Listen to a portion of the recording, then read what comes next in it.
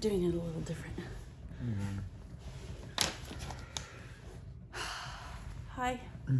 Hello, everybody. How are you? So it's the end of the year, and 2021, all Yep. gone. Bye-bye. I got new glasses. I wanted to do it in a different way, but oh well. So I got, these were my old ones. Huh. And these I can see out of.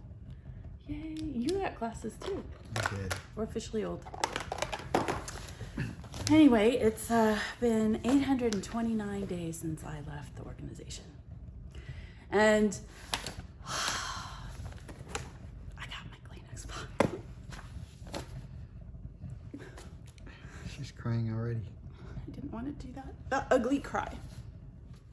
So I did write down notes. Sorry. Let's see if I could pull it together.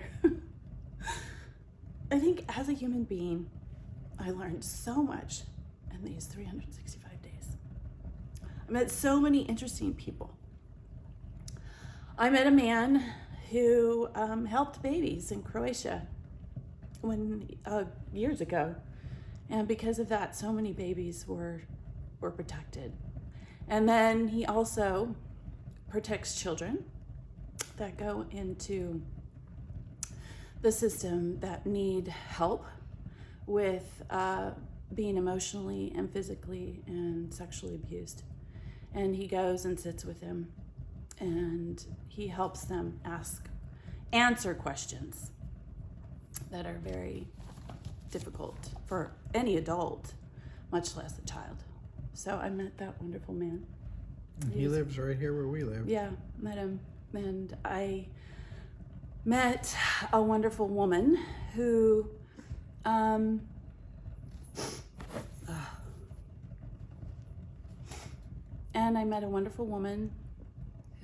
in her later years would help adopt in the adoption process, helped in the adoption process of babies.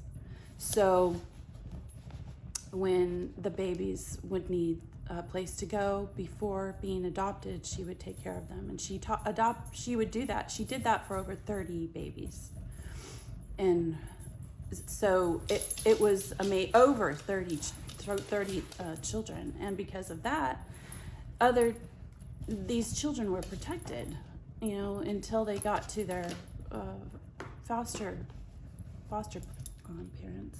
So that was wonderful. And she ended up telling me that there was a child who grew up and is doing the same thing. So it's such the circle, when you do something nice for someone, it eventually comes back around, and other people do wonderful things. So in that process of being able to meet different people without changing them, without having that gnawing feeling that I have to change them as a Jehovah's Witness, that I have to share my beliefs with them and change them into Jehovah's Witnesses. They would not have been able to accomplish such extraordinary work if I had changed them. They would not have been able to help children and families. And that was something that I appreciated, and I appreciate now, that I don't have to change anyone and they don't have to change me. Some of these people were religious and some of them were not. And it didn't even matter in the conversation. It never came up. They never asked me, what religion are you? And I never asked them what religion they were. And that was so profound to me, because it didn't matter. They had a goal to help people, and that was something that I learned from them, that I didn't have to do anything. I didn't have to worry about it. And that was a big weight off my back as a human being, and that I could just appreciate them and what they were sharing with me. To me, when I was coming out, when I was waking up over 20 years ago, one of the biggest motivating factors for me was just casually watching people being good to each other. And that always bugged me as a Jehovah's Witness. And I remember when I was very young, I would ask my mom, so Mom, what about people who run these charities and they do really good things for people around the world? Why would Jehovah kill them? I mean, they sacrifice their whole life, their money, to help other people. Why would Jehovah kill them? My mom was just nervous that I was asking the question. She never answered the question. She didn't have an answer to the question. There is no good answer to that question. So that, even as a witness, always bugged me to see good people and know that, or think that they were going to die at Armageddon simply because they weren't Jehovah's Witnesses. And when I was coming out, and when I was PMO, physically and mentally out, that's the straw that broke the camel's back, really. On top of the Watchtower lying about their history, the Watchtowers, the fact that they were just a cult like everybody else, watching people be good to each other. I remember I was riding my bike down the boardwalk in Huntington Beach, and I remember seeing a grandfather with his grandchildren. He just loved them so much. You could tell that he just loved them so much.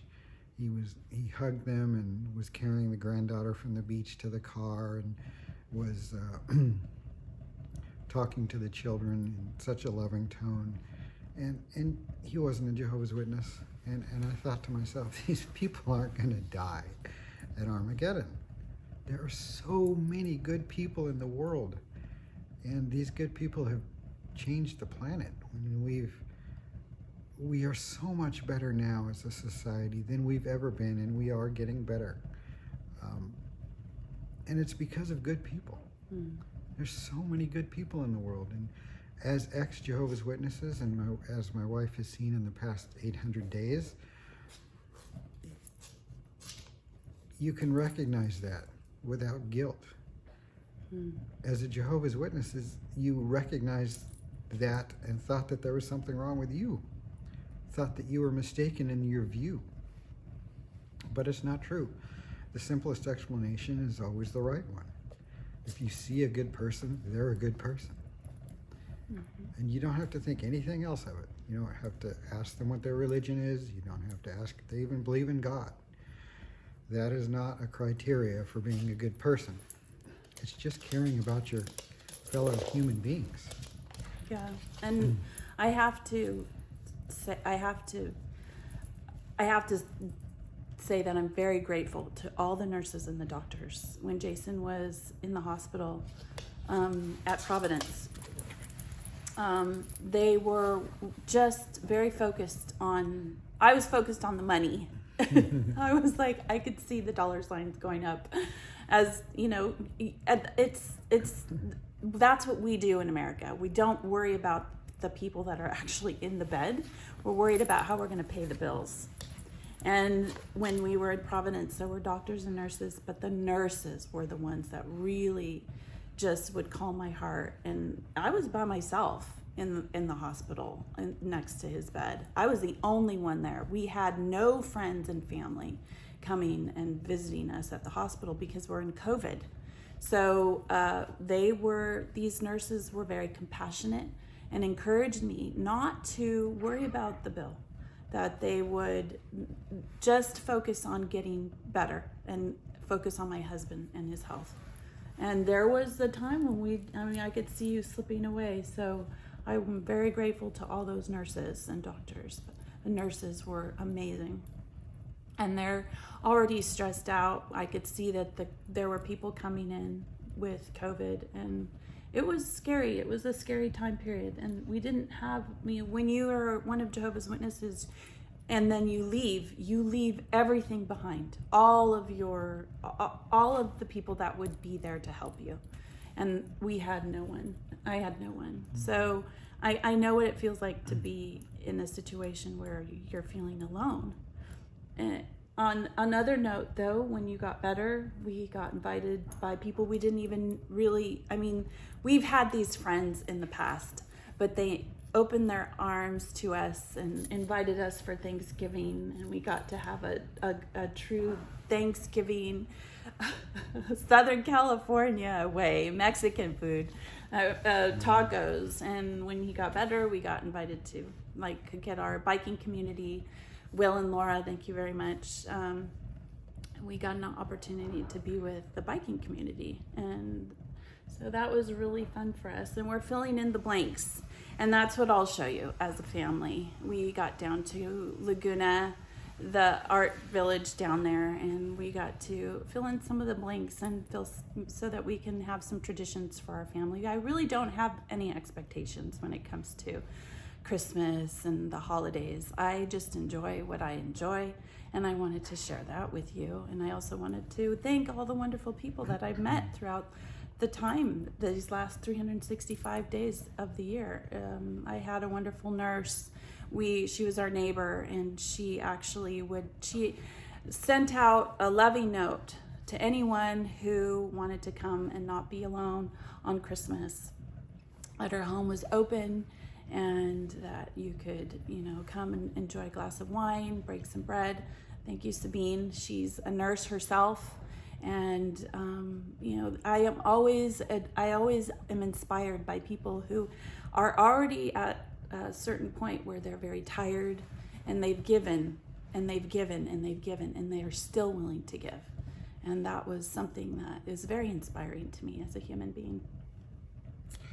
And conversely, as when Ina was saying that she was the only one there by my side when I was in the hospital getting surgery, conversely, as one of Jehovah's Witnesses, as a believing Jehovah's Witness, the organization takes your natural affection away from you. My mother is still alive. We have Jehovah's Witness friends that Ina and I had since the late 80s. They were nowhere to be found, and they're still alive. They know that we're here, that we exist. All of the good that we were talking about, the good people that we see around the world, the good people that we see in our own community, they, like we said, they don't care what religion you are. They don't even care if you believe in God. They're just there to help. Mm-hmm. And conversely, the Watchtower Bible and Tract Society trains that out of their members. If you are not one of Jehovah's Witnesses, or especially if you've been one of Jehovah's Witnesses in the past and now you choose not to be, they do not love you anymore. And I say they do not love you anymore, even though they say that they do love you and they're shunning you because they love you. Their actions prove otherwise. Yes, their actions prove otherwise. So, and that's not only Jehovah's Witnesses. Other religions do the same thing. Yeah. This is why Ina and I are not religious, because in our view, in our experience, religion is not helpful. Is not helpful in just taking care of each other. There's always a tribe. There's a culture. Cultures are fine. People you get along with, you can hang out with. People you don't get along with, you don't have to hang out with, which is up to you. It's your freedom. But as far as religious cultures go, in the giant communities that they spawn, there's an elitism and we know better than you, we have God on our side, and this can only be harmful. This can only be harmful, because no matter what religion you're involved in, you are the minority when it comes to the rest of mankind. And our priority should be all of mankind. We should be focused on making this world a better place for our children, our grandchildren, our great-grandchildren, no matter who they are, what color they are, where they live. We know what we know, and we know more every day, and we know that we can do things right now for each other that help each other right now and will help the future of mankind. And it's very helpful to leave religion and, in my view, God out of that. Yeah, I'm not serving any God. I'm not serving Thor. I'm not serving Jehovah. I'm not serving the juice God. I'm not serving any God. So I noticed too in these last few months, I've been very angry. I think this is the first time I've really been actually very angry. Angry with myself for not changing earlier. Angry with my friends for not really being friends. Angry with the friends that I left. That's what I mean by with Jehovah's Witnesses. Angry with the elders that know and they still don't. They don't behave in a way that really protects a congregation. Angry that I ever said I was sorry to any elders for what I had done, and yet I never saw any changes in their behavior. Angry with people who go back to the same behavior in smaller groups and still stay the same. Angry with them because they know better and they treat people the same way that they criticize Jehovah's Witnesses or the organization, the conglomerate publication corporation. They go back and do the same things. I'm angry with those people because they didn't change.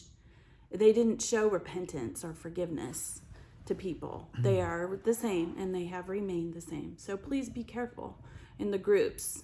Sometimes family isn't healthy. And you have to leave your family members and you have to leave people that are not healthy. And I think that as a people who leave the organization, they need to stress that. Sometimes it's not healthy to go back to people that are unhealthy. And you have to figure out what that is. I love the books that are available to understand cult abuse. That was something that I'm learning now. I'm learning about how that affected me and my family and how a family can be very culty. And so I've had to leave a lot of my family, my immediate family. So it's been a challenge this year. And then at the same time, a beautiful experience because I get an opportunity to see people. Thank you for Mr. Mitchell. Thank you for your generosity during times of difficulty. Thank you for Ina Pickle. All the people that I've met throughout the year. Just meeting Linda, apostate babe, and there's just different people. Linda, my little eyeglass person that helps me. There's just amazing people around us. You have an opportunity as an ex-Jehovah's Witness, I think more than somebody who's never been a Jehovah's Witness, to appreciate the people around you. Because for somebody who's never been in a cult like we have, these are just people around you. They've always been people around you. But to us now, we have an opportunity to see them in a whole new light. And I think it adds an element of appreciation that we otherwise wouldn't have, to appreciate the good in people and seeing it for what it is. Yeah. So we are going to share with you some of the neat artists that I met during our little Christmas gig. And then Happy New Year. Happy New Year. Enjoy the next year to the best of your ability. May all your families be safe and healthy. And I hope you get healthy in your mind. You know, it's hard. The journey is difficult. It's very difficult. And it's something that you just need a lot of encouragement. You'll do it. You can do it. You can understand it after a while. You get to understand the things that you didn't understand before when it comes to how people think and the biases that we naturally have. We have them. We can't help it. We have these biases. They're deep inside of us, and we'll never be the same. No, we won't. I was telling Ina the other day that ex-Jehovah's Witnesses, me and her, and probably a lot of other people, other ex-Jehovah's Witnesses, we're going to be a bit of a freak for life. We're a little strange, and I've, to the outside world, to people who've never been Jehovah's Witnesses, maybe our mannerisms, the way we think a little bit, are going to be a little odd to people that have never been Jehovah's Witnesses and don't understand it. But I've embraced that. It is what it is.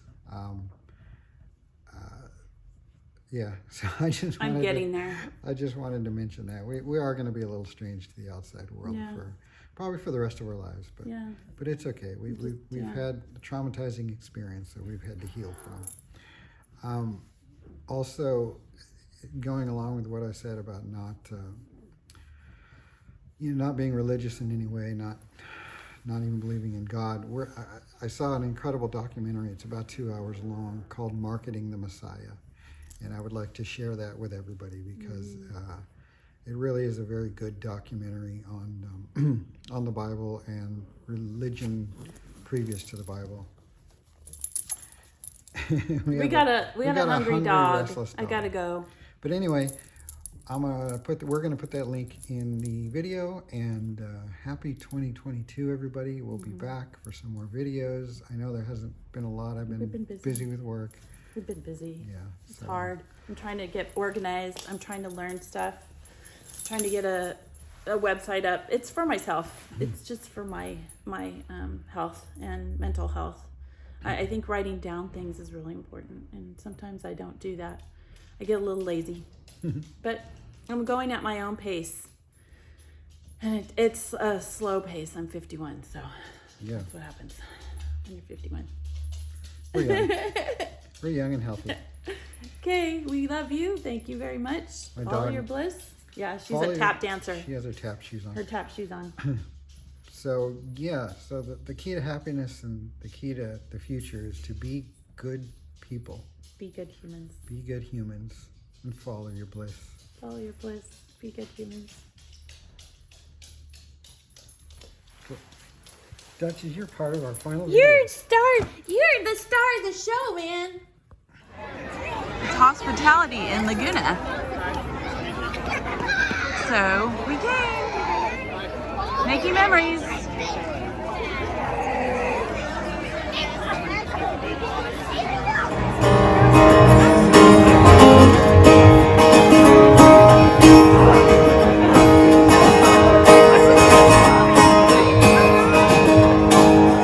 I've been in search of friends, looking out the answer.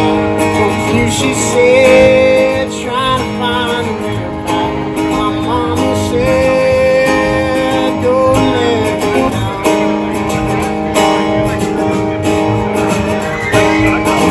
Tried institutions of the mind and soul. It only taught me what I should not know.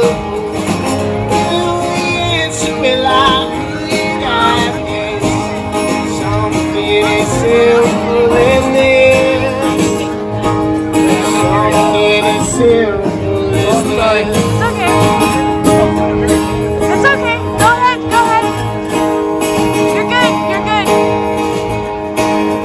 I've been looking around, hoping to find enough that it looks like you, but my heart is chasing something so new that I'd only let myself down.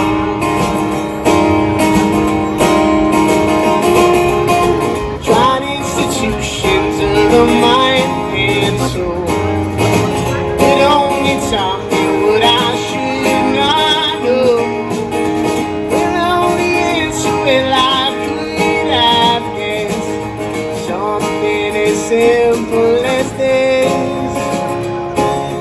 Something as simple as this.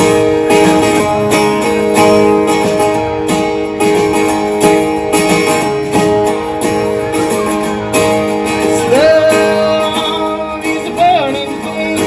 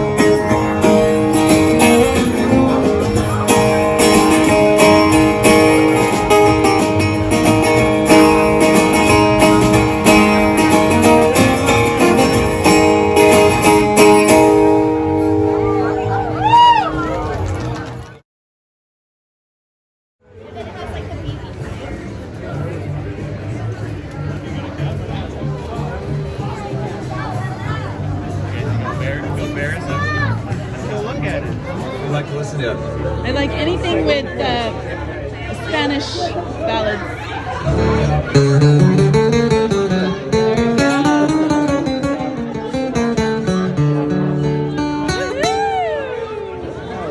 All right. This one's one of mine. This one's called So Far Away. It's kind of Spanish. Okay.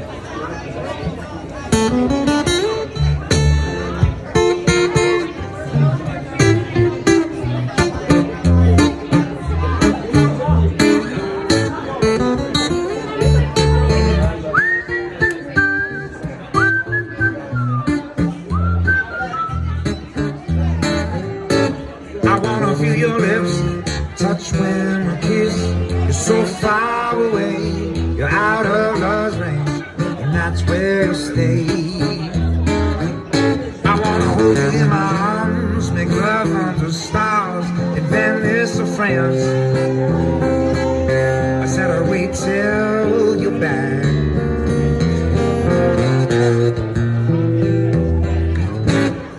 But she won't give me her love. Well, my heart sings. So I wrote you a song for my guitar gently weeps.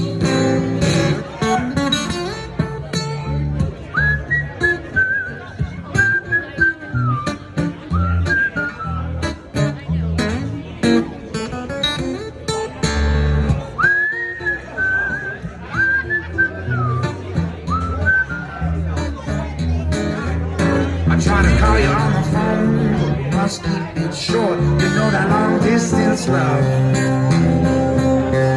is hard to afford.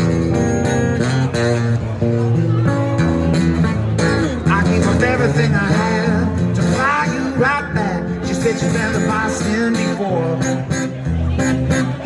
so I won't hold it back, yeah.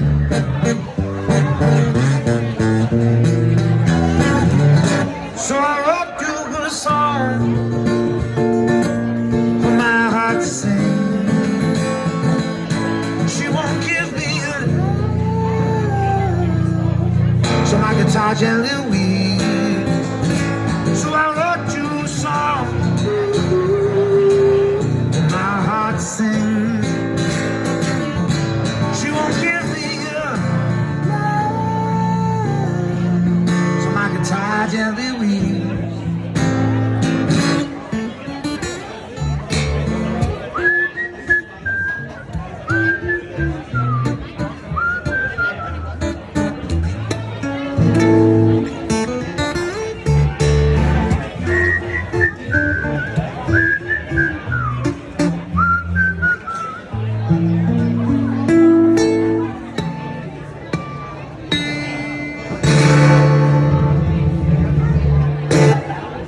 Thank you.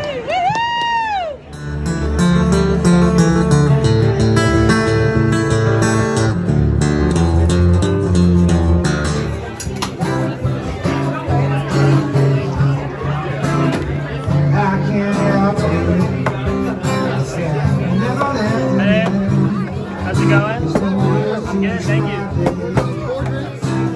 Feelings always better.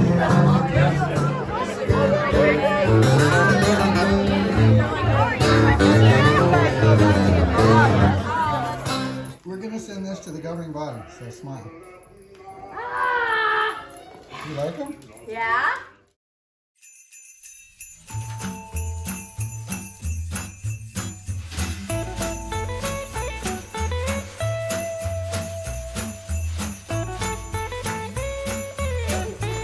I'll get it